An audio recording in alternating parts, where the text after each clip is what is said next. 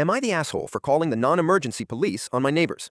It is hot outside, and I live in an area where people can leave their doors open at night, so I woke up to my dog crying and a strong smell of something, not sure exactly what. It was not gas, but I thought maybe it was kerosene, though I am not sure I know exactly what kerosene smells like either. However, I do know people camp in our alley, so I went outside to check that none of our things were leaking or on fire, and I heard a neighbor's smoke alarm going off.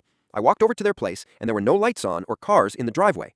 I played fetch with my dog for a bit to calm her down, and the alarm never stopped, so I called the non-emergency police line, and the lady was less than nice. She would not listen to any details and just got angrier and angrier because I gave her the wrong address. I have not lived here that long, was previously asleep, and wanted to be back asleep, so I guess I transposed some numbers.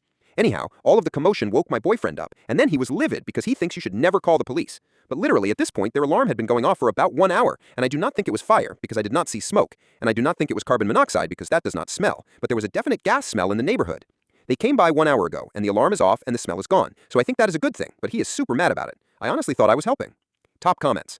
Comment. Not the asshole. A smoke alarm plus a strange smell is worth calling in. You used the non-emergency line and were just being a responsible neighbor. Author. That is what I thought. I wasn't ready for all the backlash at home.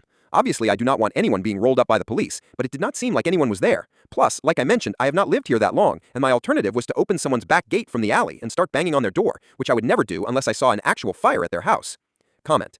Many years ago, I lived in a New York City apartment and smelled gas in the middle of the night in our hallway. I tracked it down to our neighbor's apartment and decided, rather than call 911, to just knock on her door. We discovered that her pilot light was out, but she had her stove knob turned all the way up and was filling the apartment with gas. She told us she had a headache, so went to sleep. We quickly turned it off and opened every window and door. We probably should have also called the fire department to make sure it was safe, but we were young and dumb and tired. However, if we had done nothing, that whole building could have gone up. You did the right thing. Author.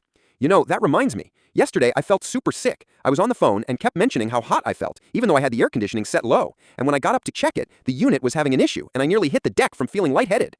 I wonder if it was an issue all day, because their alarm apparently started going off really yesterday, but I did not know because I was inside with closed windows. I guess no one said anything, and I'm just learning more details this morning. Comment. You live in an area where people leave their doors open at night, but also homeless people might start fires in the alley? What is this magical place?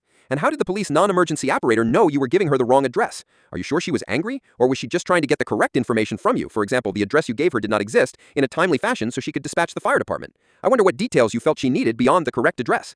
And you played catch with the dog before calling, and you never knocked on the neighbor's door? Just also weird.